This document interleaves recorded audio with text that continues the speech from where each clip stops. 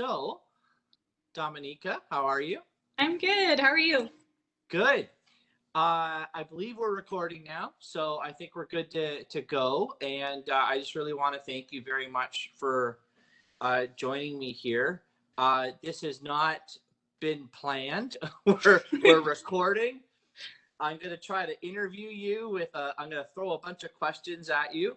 We'll try to skim through as much as we can to give the community an update about what's happening with supportive housing in Guelph. And before we do that, I think it's important to get maybe a little bit of background, like who are you?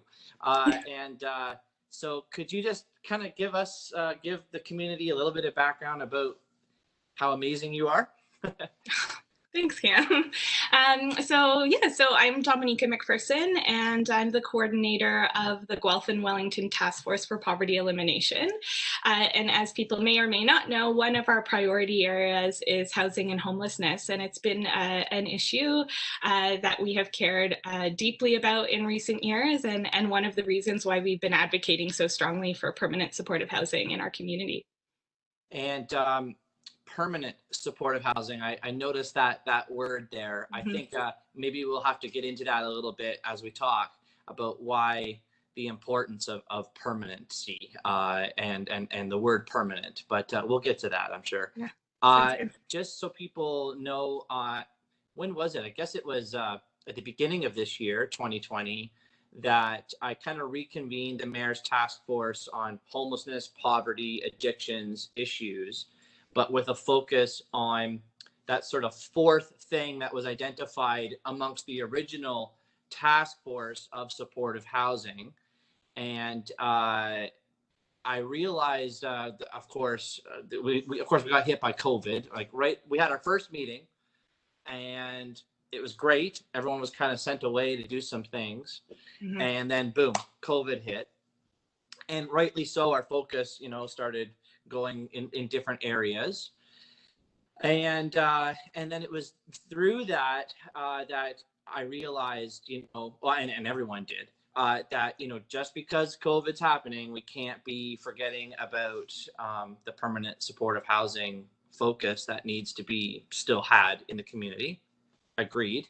So I called you up and said, you are much smarter than me when it comes to all of this. And I actually asked you to be the co-chair and really take on major leadership within the Mayor's Task Force of putting this all together.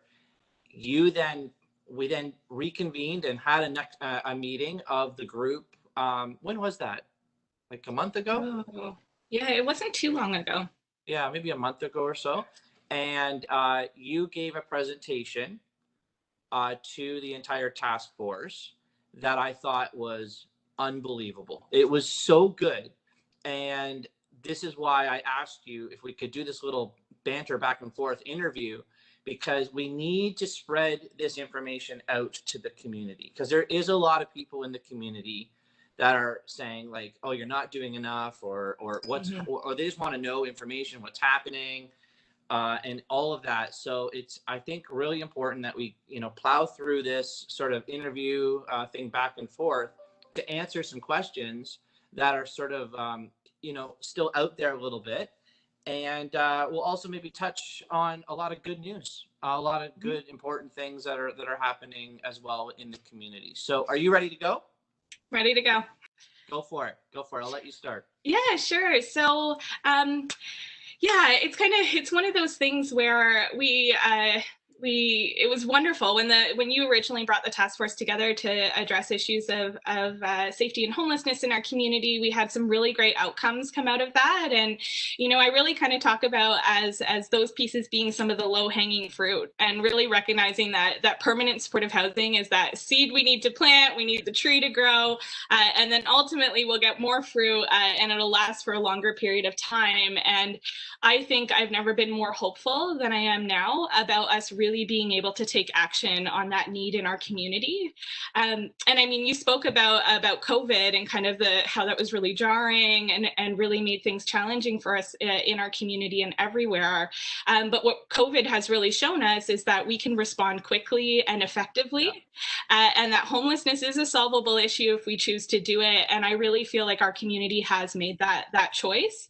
And one of the greatest needs that we've really identified in our efforts to end homelessness in our community is the creation of permanent supportive housing. And I mean, everyone should have a safe, appropriate, and affordable place to call home. But we know that that is especially challenging for individuals experiencing homelessness with complex needs. And what we've really needed to do in our community is really identify that housing truly is healthcare, and it can really save someone's life on the regular, and not just during a pandemic, but it's become more severe than ever. So really the efforts in the last number of months of really digging deep is really looking at what are our opportunities to take action on this need in our community. And what I was able to identify through having conversations with so many powerful leaders in our community, all levels of government, health sector partners, social service sector partners, community members experiencing homelessness, is that we definitely do have that opportunity. And the incredibly exciting thing that came out of that meeting, the recent meeting, was that we don't just have that opportunity, we're actually committed to taking action on that, which is why we heard some organizations in our community truly committed to being proponents, so being the lead on projects and driving those forward. And in addition to that, we also know that we have support in our community to acquire funds to support that effort, to do some fundraising, to do some really strong advocacy to all levels of government, and be able to work with support partners and health partners in our community to really pair that housing with supports, which we know is what makes permanent supportive housing the successful and effective type of housing that it is. Yeah, that last part there is key. You know, just building a structure and handing someone a key or whatever is not really going to help the people that are really in need with supportive housing. It's that wraparound services that are so important, and having all those pieces come together with commitments from service agencies over the last little while has been amazing. They've all kind of put up their hand and said, if there's a proponent anywhere that wants to build X number of units, we will be there. And I think that's been an amazing commitment to see from many of the proponents publicly, you know, as I said, raise their hand. Yeah, exactly. And we know that permanent supportive housing is not only going to have the greatest impact on the individuals themselves who really need that type of housing and want that type of housing, but we also know that it's a huge success for our community. We know one of the greatest, most significant barriers to really participating in community life is having housing, and not having that really prevents that from happening. And we know that these are members of our community. These are people that might be living in our neighborhood already, might be people that we're passing on the street, might be family members of ours. And we really know that permanent supportive housing in particular is not only the most caring option, but it's also the most cost-effective option. I was waiting for you to say that. And I was like, okay, if she doesn't say that this is the most fiscally conservative way of going about things, I was going to say it, but good for you. No, totally. Yeah, and we know it's like research beyond research shows that it's by far the most cost-effective option. And I mean, I hear so often people are concerned about kind of the upfront price tag of things, but if people were to see the numbers and really recognize how expensive it is to manage and support people in the cycle of homelessness, the cost for emergency shelters, the costs on the healthcare system, the cost on emergency services. When people are in crisis, that's costly on our system. And the best way that we can be cost effective and also caring, these are human beings, and support dignity, is to offer permanent housing options that meet someone's need. Because time and time again, research also shows that when people are provided with the housing they need and the supports that really help people to be stable and supported, we know that it's not only cost effective and good for health outcomes. We also know that some of those really, really terrible myths that exist in the world around increased crime rates or safety risks or property taxes going up when we have permanent supportive housing or affordable housing created in neighborhoods, is also, those myths are just not true.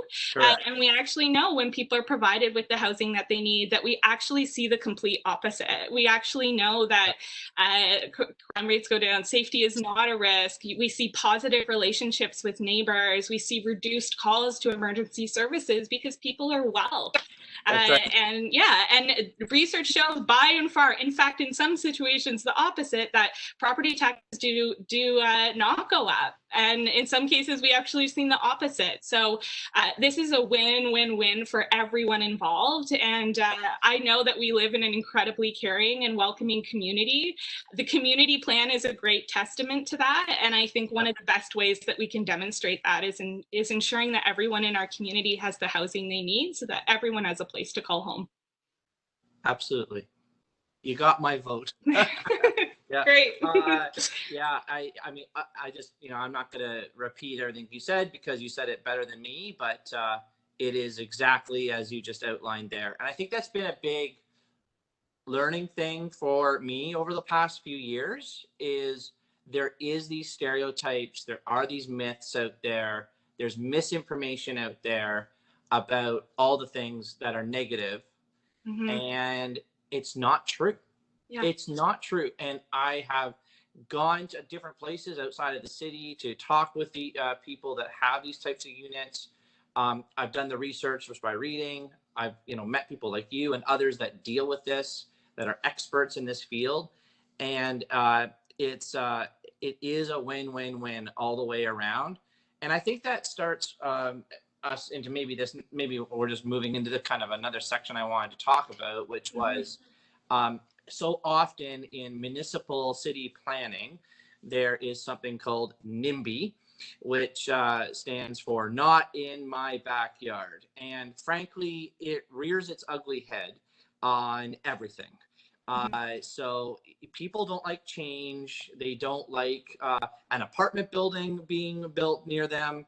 They don't like commercial units or something being built by them. They don't like infill, where you have lots of houses that were maybe single detached homes and 4 of them come down, and then now it's going to be 12 townhouses that are going to be there. Change within neighborhoods, change within a city is natural, but it can be disruptive. And when things are disruptive, people tend to, get their backs against the wall, and they sometimes feel like they really want to voice their opinions about not wanting something near them. And by the way, they have the right to say that. But over the years of me doing this, both as a councilor and as mayor, I will say a lot of those comments about the fear of things of the unknown, once those things are built, whatever they are, and they're landscaped and people are living there or the businesses are there, it's fine. It really is fine. When you though talk about supportive housing, that NIMBYism goes up by another 100% because of those myths and those fears, that misinformation that's out there about what will happen. So instead of NIMBY, what I've been seeing in other communities and what you and I've talked about a little bit before is we really want people to embrace YIMBY, which is yes in my backyard. And that means wherever these types of units can go, we need to be able to embrace them within our community, because we are housing the most vulnerable who need help and will get help. And isn't that what society is supposed to be all about, by pulling together And so talk about the YIMBY part, Dominica. Yeah, sure. So I mean, as you mentioned, those myths are really toxic and can be really terrible, and they're also really strong. So often we do see fearful things happen, and it's super unfortunate because it's doing an injustice to the individuals themselves, and it's also doing an injustice to the new neighbors that are going to exist in that situation because it's just factually not true. And of course, everybody wants to live in a neighborhood that is meeting their needs. It's a great place where they can go outside, take advantage of amazing city services, really have a really great neighborhood feel and a great community feel. And I think that that's the same thing someone experiencing homelessness wants as well. And YIMBY, saying yes in my backyard, is really about accepting our community's collective responsibility to make our shared space really welcoming to everyone. And I really believe, as I mentioned before, that we have a really caring and welcoming community. But what does it say if we're not welcoming to all the types of housing that meets everyone's needs? And I mean, the alternative right now is people experiencing homelessness and who are still experiencing homelessness in our neighborhoods and in our community. And when you don't have housing, it's virtually impossible to work on any other needs, right? When you don't have that stable shelter over your head, it can be incredibly challenging to navigate anything else because you're just in that cycle of crisis. So YIMBY is really about saying really strongly, because we know it's already the case, that we are a caring community, and a caring community wants to ensure that everybody has a place to call home, and having a place to call home in our neighborhoods, and to show that we are welcoming neighbors. And we know that those myths that exist are not true because the evidence shows really overwhelmingly otherwise. And being YIMBY is really about talking to our neighbors about these issues. The way that we're going to really overcome these really terrible myths is to talk about the fact that it's otherwise. And what the Poverty Task Force is really calling on our community to do, we're going to be rolling out a YIMBY campaign in the future, and really be asking people to demonstrate that commitment, and demonstrate that commitment not just in terms of having conversations with neighbors, your family, but also really speaking to your elected officials. And I also know we have very caring elected officials in our community that are really amazing at reflecting community needs and wishes, and being YIMBY and talking to your elected officials is also allowing elected officials to be brave, and also demonstrate that we are a caring community, and that looks like YIMBY, and that looks like ensuring that we are making decisions that reflect the needs of our community. And we know that one of those deepest needs right now, that really, frankly, people's lives are on the line because of this need. And it's about being brave and being courageous and really ensuring that we can prioritize meeting everybody's needs, because I know we can have beautiful neighborhoods that are wonderful to live in, with everyone's needs being met. Again, perfectly said. So I will not repeat everything that you're saying there, but that YIMBY, campaign and being able to be brave enough to state why things are needed, and it is a positive for people's lives, is important. And I think one of the things that maybe this conversation can do, but is to start other conversations about why it's important to speak up in a YIMBY state, right? So okay, that's good. So task force met, you're the co-chair, kind of updated on why YIMBY. Let's move to Guelph specifically. What actions are happening that we can kind of talk a little bit about? Because I'm sure a lot of people are like, okay, well, what's actually happening? And I think council wants to know this, and the community wants to know this. And so let's talk about what's actually happened over the last few months. Yeah, sure. And I mean, this is truly a community effort. We really need everybody's support to make this possible. So it's amazing to be able to share this with everyone so people know what's going on, because we really do need full support to make this happen. So on the housing point of that piece is we actually have 3 different organizations in our community that have committed to being proponents. So that includes Kindle Communities, the Drop-In Center, as well as Wyndham House. So these are organizations that are committed to either new builds or conversions of some sort to really leverage the resources available in our community already. They're all in the process of either having already acquired or be applying for something called seed funding, which is funding from the federal government through the Canada Mortgage and Housing Corporation to really get those plans in a concrete form so that they can really get shovels in the ground, get those kind of concrete pieces happening so we can really make this happen. So let me jump in there. Sorry. Sure. So, because let's just dive in on that a little bit. Mm-hmm. So this is huge. It's huge. You've got, like, you know, a year ago, 0. Yeah. And in the last few months, there has been a concerted effort to not just talk, to actually start plans, to actually put shovels in the ground or to renovate other areas to actually address this. And so we would always go by the by name list. Is that correct? Yeah. Yes. And so let me just rapid fire questions here. About 3 or 4 years ago, how many were on the by name list at that time? Was it almost a couple hundred? Yeah, I think if I remember correctly, it was more than that. Okay. Yeah, so the by name list, as you mentioned, is the list in our community that reflects the individuals experiencing homelessness in our community. And not only is it a list, it also gives us a stronger understanding of each individual's unique needs. It's called by name because one of the things that we feel is really important is knowing these members of our community by name and knowing their unique needs. And having that tool in our community's broader Built for Zero efforts, which is our community's commitment to ending homelessness, has allowed us to not just be homelessness focused, but really be housing focused. And that's shifted our system locally. And last year alone, we saw close to a 30% reduction in homelessness in our community as a result of these efforts. So we know ending homelessness is possible, but we also know that permanent supportive housing needs to be a part of those efforts to really get there. And so how many are on? So we had about a 30% reduction. And I know Guelph was sort of, you know, talked about actually across the country a little bit as one of the best cities that are attacking this issue. How many are on the list then right now? I just want to make sure my numbers are correct.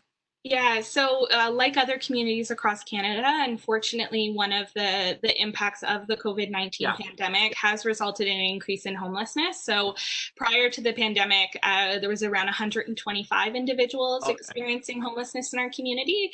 We have seen an increase in recent months, just with increased pressures on the housing market and the impacts of the pandemic just making things more challenging for people.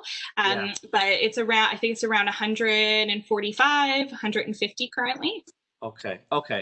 And so what's interesting now that we got those numbers out of the way, is that when you relate those numbers to the projects that are real, that are really coming to fruition here, we're looking at taking a huge dent out of that number.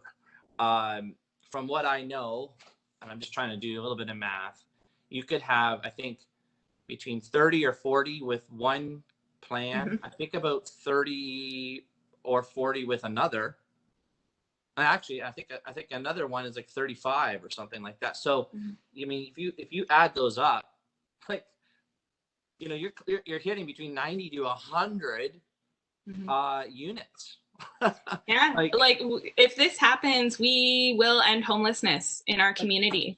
And I mean, we know that not everybody needs the same degree of support with housing. So we'll continue all those other amazing efforts where we have incredible workers in our community being housing focused and making that possible. And without a doubt, we need the support of landlords and housing providers to really make that commitment along with us. But this is groundbreaking. This is truly foundational in terms of making this possible. And I'm a hopeful and optimistic person to be doing this work. So I'm a bit of a broken record in feeling like it's possible, but I've never felt that it's this possible ever before. Yeah. That meeting that we had together with partners in our community was more than I ever could have hoped for. And I think that was a shared feeling coming out of that. And it was a new energy that I don't think our community has had to this degree. No, and because of that meeting and that energy that you just described only happened amongst the 25 or 30 people on the task force, that's exactly the reason why I was like, we need to share this with the community. So, and I'm glad you mentioned how, the upper level of government, specifically the federal government through Canadian Mortgage Housing Corporation, they have programs that can give what you defined as seed money to the proponents. And what that does is it enables them to talk to a planner or hire a planner or look at sort of soft costs, like what would the architectural drawings look like, what type of infrastructure is needed, site plan type of, all that kind of nitty gritty stuff, so that it's prepared professionally and properly to then go through the city process of planning, and then eventually coming to mayor and council. And that's where that political will comes in place to hit the yes button. And so that funding has already been allocated to many of these projects that we're talking about already. So it is early stages. But I mean, again, these aren't ideas on the back of a piece of paper or on the back of a napkin. Like, we already have actual funding for these types of things, helping with the seed funding already. And this is where the County of Wellington needs to play a big part, because they are technically the housing providers, both in and outside of Guelph, but also from a zoning perspective, building permits, all that kind of stuff, that falls on the city of Guelph. And so it's nice to see not only nonprofit involved, I also know that there is private sector involved. And then you have our government from the city, you have the County of Wellington as the housing provider, you have the federal government, and of course we're talking to the provincial government too, to help with sort of those wraparound services. That's kind of the operations of these types of things, funding and people to help with the individuals that are in these units. I mean, this is a collective amount of people that are all coming together to, as you said, what basically look to end homelessness in Guelph. Yeah, it's huge. And I think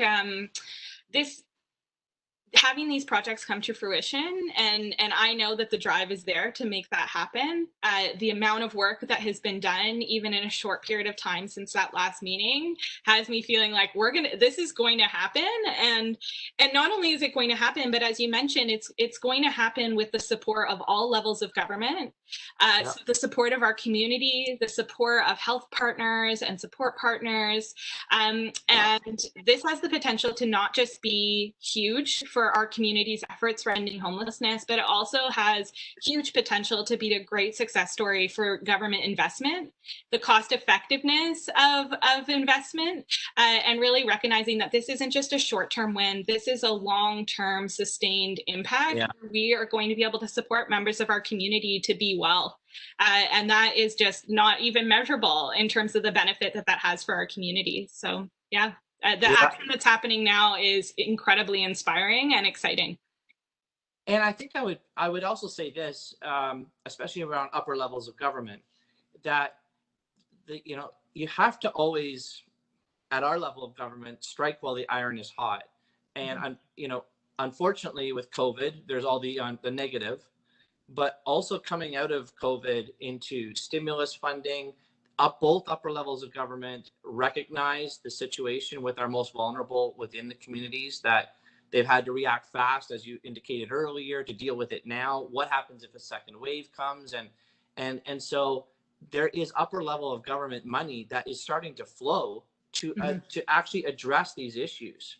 So we need to get our collective act together to be ready to to say, yeah, we're gonna allow this here, or we're gonna allow this, that, there, and we're gonna provide this service, or we're gonna do that, because we want to be able to tap into that money that's coming down right now. And we can't wait around any longer. I mean, we can't wait around any longer because these people deserve it anyways. Yeah. But now there happens to be a time where we could tap into this upper levels of government funding. It doesn't cost a taxpayer at the local level from a property tax point of view very much money. We're all collectively one taxpayer, I get that. But the burden isn't solely resting on the shoulders of the property taxpayer at the municipal level when all of us are joining together. So I think we really need to act fast to be able to start this, because I mean, all these projects are great, but you know, you put a shovel in the ground, it's still 2 years down the road by the time it's all done, or things like that, right? So this is all good, but we want to get these people housed. Yeah, exactly. And I think we need to always be focusing on that. Like, we can never lose sight of that. We always talk about the importance of being laser focused on housing. And I mean, there's some great opportunities and some great conversations happening about converting existing options and really being able to prioritize that and balance that with more permanent and also options that really can be converted and created in a way that's really unique to those needs. But as you're saying, I mean, the pandemic has created incredible opportunities to move quickly and to really be able to invest resources where we know it's going to be beneficial. And I mean, the Canadian Alliance to End Homelessness has an amazing campaign called Recovery for All right now. And it's really looking at, if we're looking at economic recovery, let's not only make sure that everyone is included in that, but let's also recognize that housing development is an incredible way to support the economy at a time when it really needs it. So why don't we create jobs, create good, decent jobs in that setting, and also solve an issue that's a really incredibly terrible issue, and one that is super cost effective to solve as well. This is the time to do it. Our community is getting all of our ducks in a row, all things aligned to really be able to take advantage of that. And we'll be looking now. I'm always sending emails already to begin with to really advocate for our community to be there, because we're ready to go. And we really need the support of our community and all elected officials to be advocating alongside with us to make our community a priority during this time, because we're ready for it and we need it. And it's a great time for everybody involved to really invest resources in permanent supportive housing. Perfect. I mean, I have really nothing more to say. I mean, you just wrapped it all up perfectly there.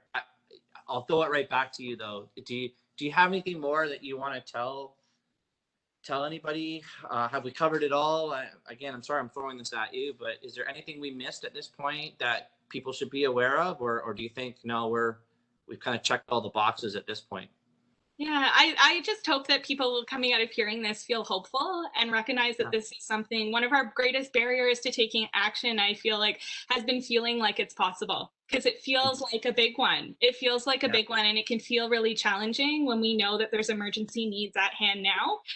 But the really incredible thing is that our community has really been able to prioritize this while also meeting critical emergency needs that exist as a result of this pandemic. And I just really hope that people can really work to bust those myths that we know are just not the case, really make a decision and make a choice to be brave and courageous and support a caring community, because we know that these are members of our community. These are people in our community. These are our neighbors, and these are people that are just not getting the support they need.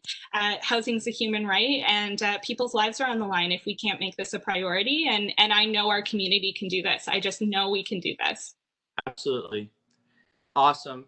Dominica, you are incredible. You're amazing. And thank you for your leadership well before this topic, your continued leadership through this whole time, and especially your laser focus, as you call it, on permanent supportive housing. And I hope that this conversation has brought people hope and information, and maybe, dispelled some of the myths that are out there, that the city isn't doing anything, or there's no work being done, or things like that.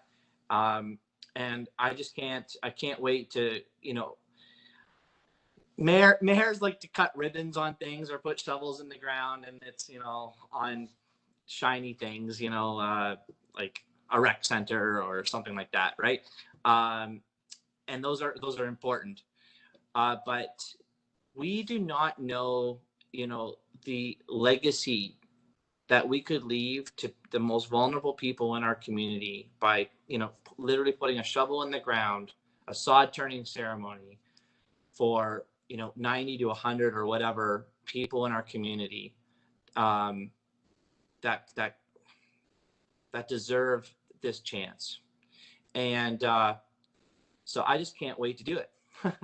And we just never know the legacy that we're gonna instill in someone's life for their trajectory of life to change, and to bring hope to them. It's not only hope to us that we're excited about, these possibilities, but we'll be bringing hope to these people by name.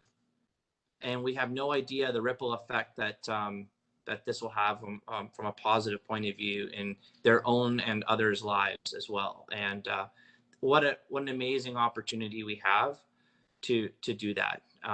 That's awesome. So I'll get off my soapbox on that one. But thank you, Dominica, for everything.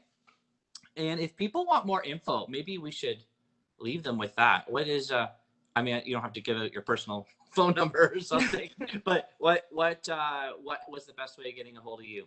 Yeah, so people can always visit our website for more information, which is www.gwpoverty.ca. People can also follow us on Twitter, which is @gwpoverty. But people are also always welcome to email us at info@gwpoverty.ca to express their support, figure out how to get engaged and involved, or if they want more information. And Cam, you mentioned those slides and that information earlier on. I have a 3-page document that summarizes a lot of what we talked about today, okay, that we can share with you to also share more broadly with this conversation.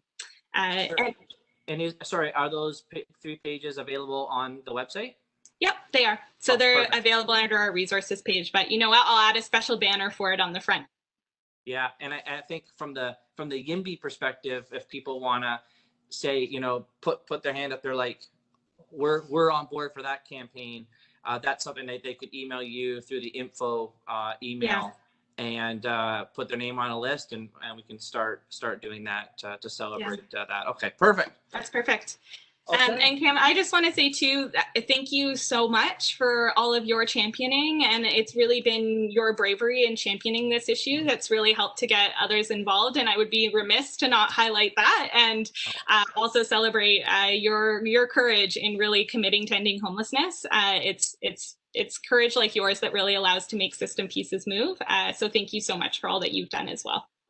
Well, thank you. We'll cut the video though 20 seconds back. So they don't need to hear that. Thank you.